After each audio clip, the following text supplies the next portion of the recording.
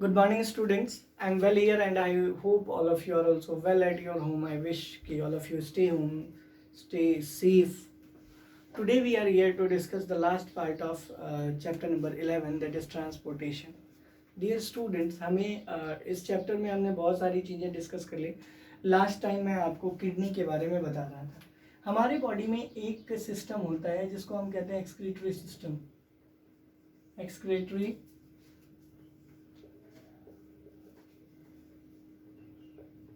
System. Excretory system क्या है? जब भी हम एक्सक्रीटरी सिस्टम की बात करेंगे तो एक्सक्रीटरी सिस्टम किसको कहते हैं? एक्सक्रीटरी सिस्टम के बारे में कहते हैं कि ये एक ऐसा सिस्टम होता है. एक्सक्रीटरी सिस्टम जो है वो एक ऐसा सिस्टम है जो बॉडी में मौजूद वेस्ट मटेरियल्स को हमारे बॉडी से रिमूव करता है. Means what? The system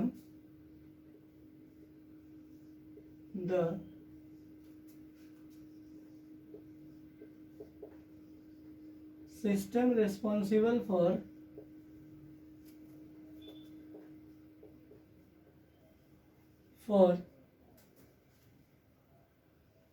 removing the waste material from our body.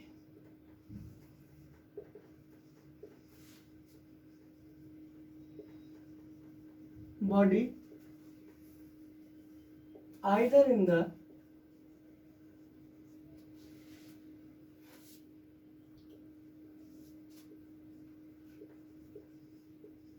solid form or in the liquid form.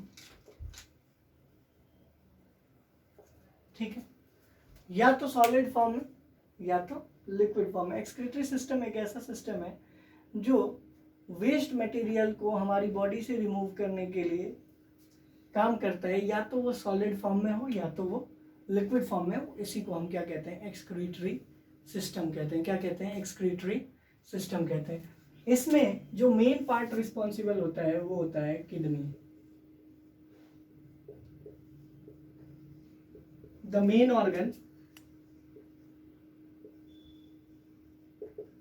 organ responsible for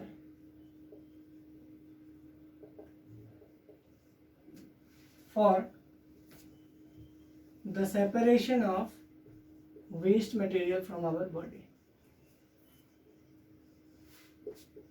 Of waste material from our body.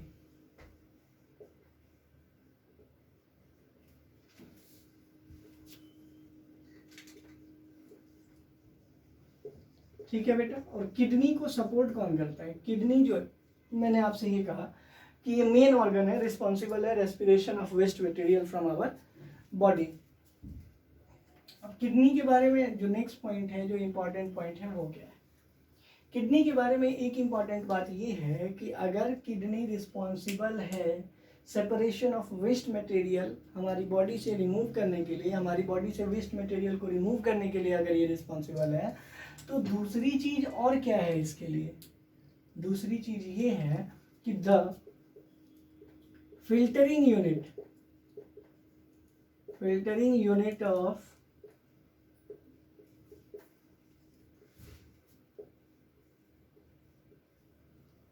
Kidney is nephron.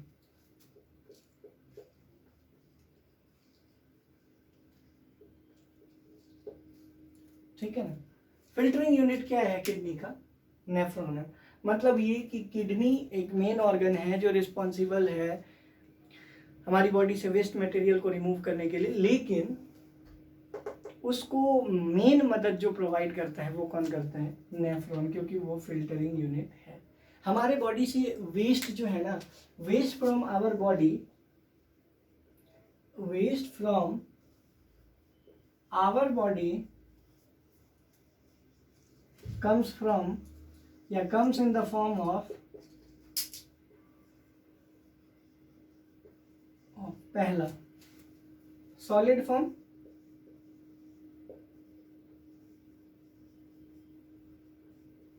Solid form में कहाँ से आता है? तो in the form of excreta.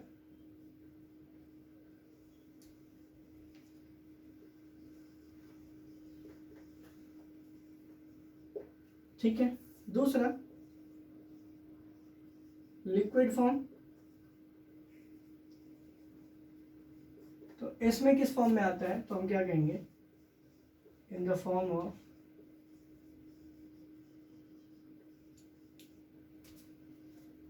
Urine. Clear. और ये दोनों waste material हमारे बॉडी से बाहर आने बहुत ज़रूरी हैं। ये दोनों वेस्ट मटेरियल जो हैं वो हमारी बॉडी से बाहर आना बहुत ज़रूरी है। क्यों? क्योंकि ये दोनों वेस्ट मटेरियल जो हैं वो क्या करते हैं, तो हम कहेंगे क्या कि हमारी बॉडी से बाहर आकर जब इतनी गंदगी फैला सकते हैं तो हमारी बॉडी में रहकर तो हमारी बॉडी का सत्यानाश ही कर देंगे। इसीलिए हम क्या कहते हैं कि it is necessary to remove the waste from our body. अब देखो बेटा, एक कंडीशन क्या आता है, एक कंडीशन ये आता है कि अगर हम ऑयली और फैटी सब्सटेंस को ज़्यादा खाते हैं तो वो हमारे किडनी को क्या करता है, प्रभावित करता है, असर डालता है हमारी किडनी पर।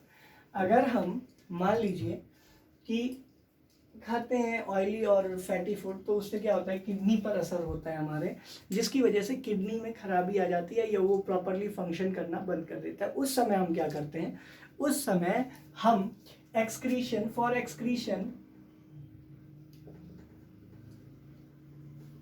When kidneys does not function,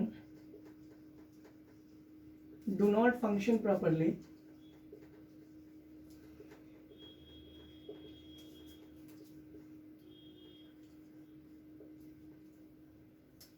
ठीक है, जब किडनी फंक्शन नहीं करता प्रॉपरली तो उस समय एक्सक्रीशन के लिए हम क्या करते हैं, तो हम क्या कहेंगे, we go through the process of dialysis, go through the process of dialysis।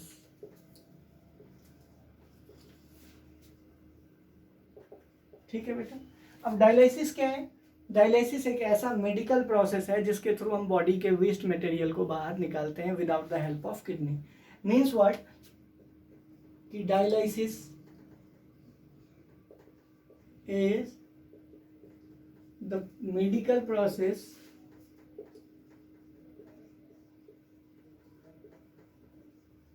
of dialysis क्या है, it is the medical process of removing the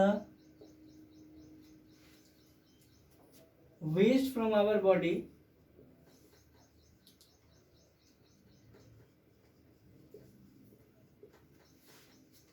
ठीक है। Dialysis is the medical process of removing the waste from our body by या without the help of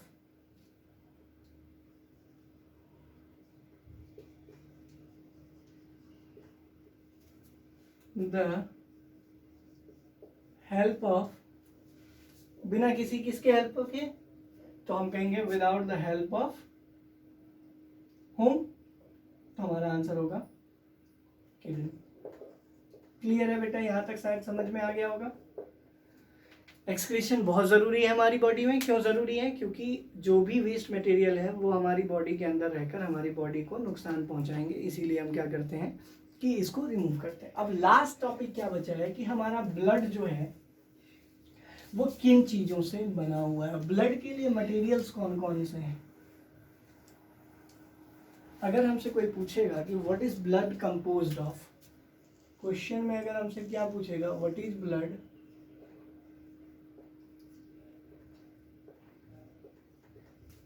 composed of,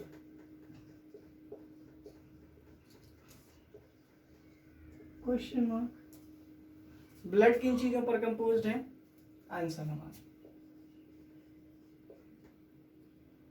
WBC, RBC, plasma, platelet, haemoglobin.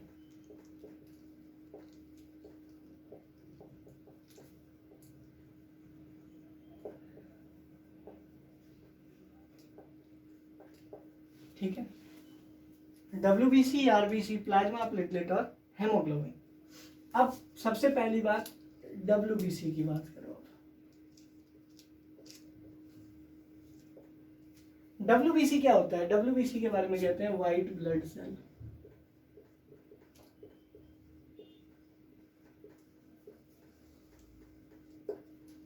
WBC का मतलब है white blood cells. इसके बारे में हम ये कहते हैं कि ये एक ऐसा फिनोमेना है, ये एक ऐसा सेल है जो हमारे बॉडी में रहकर हमारे बॉडी को डिजीज से लड़ने की शक्ति देता है। मतलब ये WBC helps to build immunity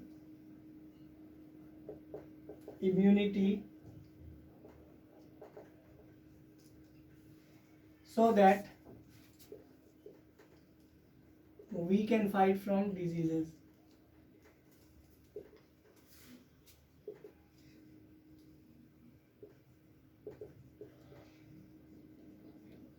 ठीक है, उसके बाद प्लाज्मा, ये क्या है? It is the liquid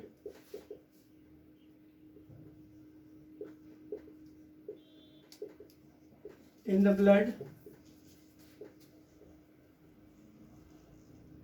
which maintains the fluidity of the blood.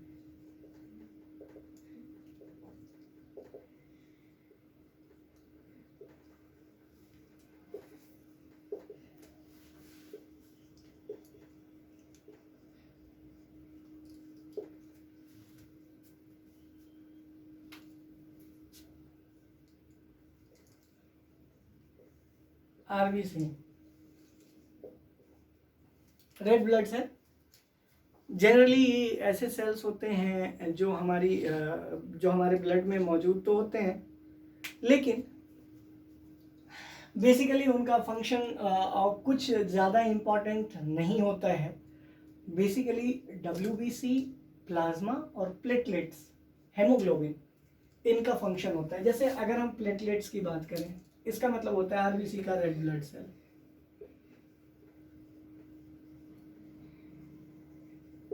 ठीक है, अब चौथी बात क्या है?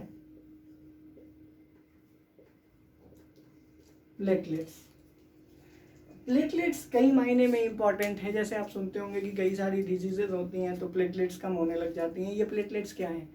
प्लेटलेट्स ब्लड का वो कंपोनेंट है जो ब्लड के ऊपरी लेयर पर एक लेयर सा बना देता है जिसके ऊपर ब्लड नहीं बह सकता। जैसे अगर मान लो हमें एक कट लग जाता है, हम देखते हैं कि ब्लड बाहर आ रहा है, लेकिन कुछ समय तक उसको बंद करके रखते हैं तो ब्लड के ऊपर हम ये देखते हैं कि एक लेयर सा बन गया है, उसके बाद ब्लड बाहर नहीं आ रहा है।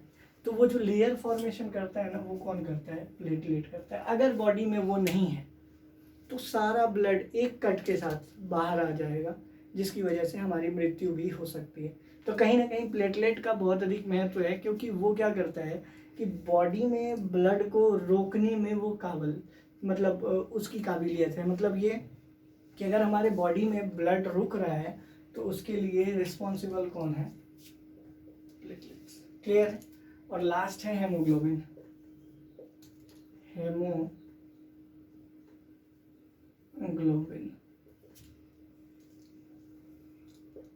हेमोग्लोबिन के बारे में क्या कहेंगे? It is the red pigment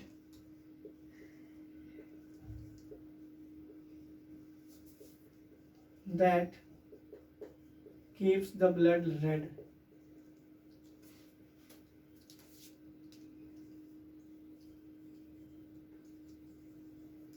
green pigment that keeps the blood red. ये ग्रीन पिगमेंट है जो ब्लड को क्या रखता है? रेड रखता है। ठीक है, WBC हो गया, व्हाइट ब्लड सेल है, ये हमारे बॉडी को डिजीज से फाइट करने की क्षमता देता है।